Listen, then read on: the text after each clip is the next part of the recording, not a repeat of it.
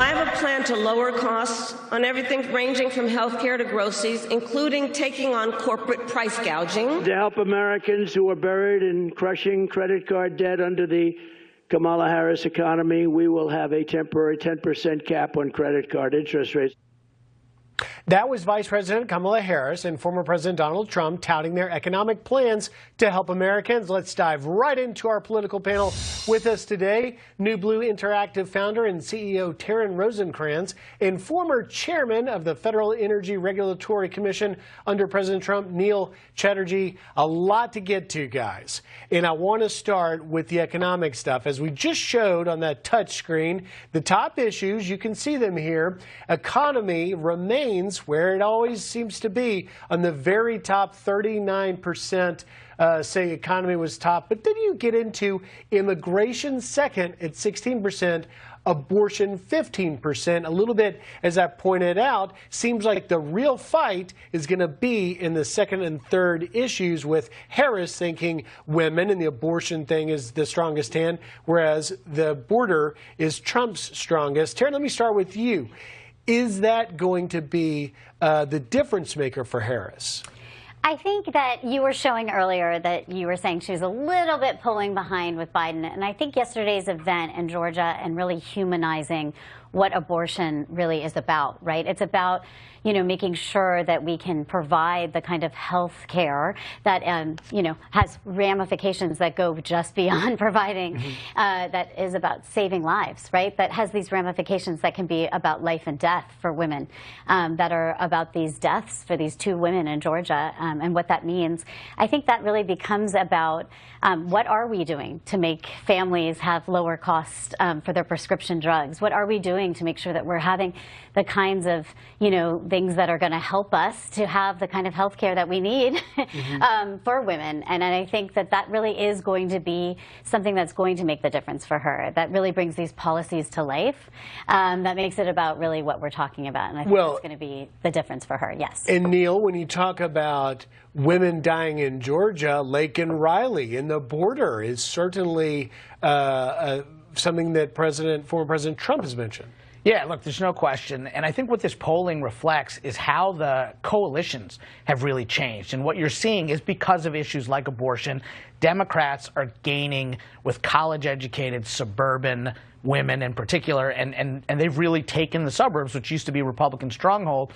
You're seeing Republicans gain strength with working class voters because of concerns about immigration and the economy. And I think those are President Trump's strongest issues by far. He should just over and over and over again focus on those two. James Carville said it's all about the economy, stupid, back in 1992. Here we are 3 decades later. It's still all about the economy.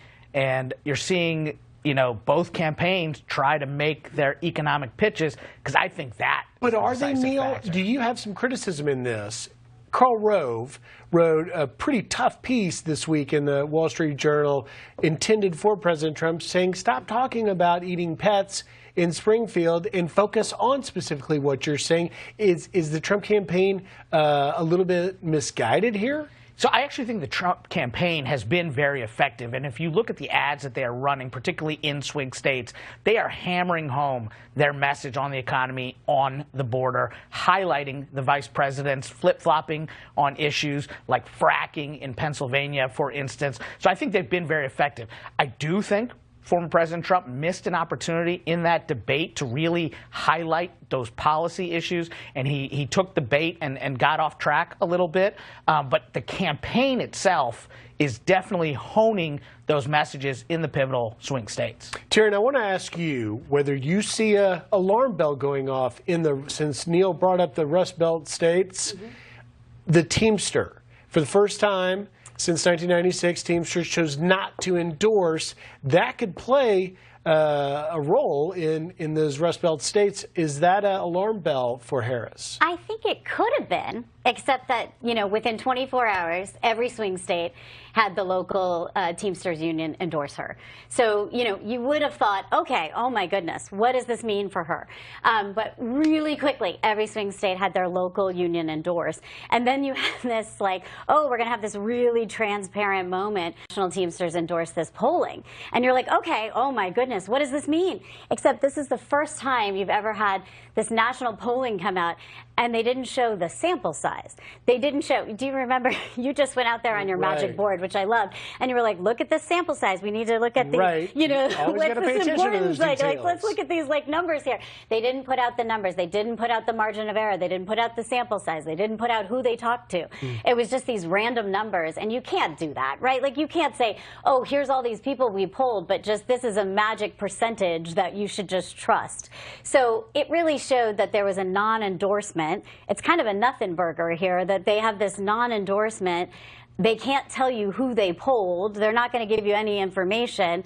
And then all the locals come out and endorse her. I'm like, I think this maybe is like a save face that he showed up at the GOP convention and then couldn't get them to endorse Trump. It actually seemed like it was the opposite of, you know, it was a little bit of an embarrassment. I felt like it was kind of the opposite. I don't know, Neil, a non-endorsement, a win for Trump? Yeah, no question. Look, and that sounds a lot like working the refs, right? Like calling out the polling and the sample size. The reality is Donald Trump has very successfully shifted the coalitions, as I noted earlier, and he's turned the Republican Party into more of a working-class populist party, and you're seeing that with his gains among these working-class voters. And if you look at, you know, Union Joe Biden, Trump was still, you know, competitive with these working-class voters when Joe Biden was heading the ticket.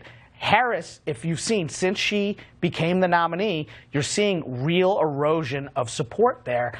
And I think this is an area of emphasis for the former president. And those are the critical votes in Pennsylvania, in Michigan, in Wisconsin, in Georgia, in North Carolina. And he's gaining with those voters. There's no question about it. 45 days left. We shall see where it goes. Neil, Taryn, thank you for being here. Have a great weekend. Alicia?